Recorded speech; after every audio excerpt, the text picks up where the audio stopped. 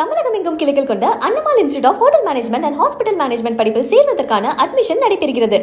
திமுக எதிர்ப்பு அலையை பயன்படுத்தி தேர்தல் பணியை வேகப்படுத்த வேண்டும் என மாவட்ட செயலாளர்களுக்கு அதிமுக பொதுச் செயலாளர் எடப்பாடி பழனிசாமி அறிவுறுத்தியுள்ளார். 2026 சட்டமன்ற தேர்தல் பணிகள் குறித்து அதிமுக மாவட்ட செயலாளர்களுடன் அக்கட்சியின் பொதுச் செயலாளர் எடப்பாடி பழனிசாமி உரையாற்றினார். அப்போது 118 தொகுதிகளுக்கு பிரச்சாரம் சென்றபோது மக்களிடம் திமுக எதிர்ப்பு அலை உருவாகியிருப்பதை அறிந்ததாக கூறினார்.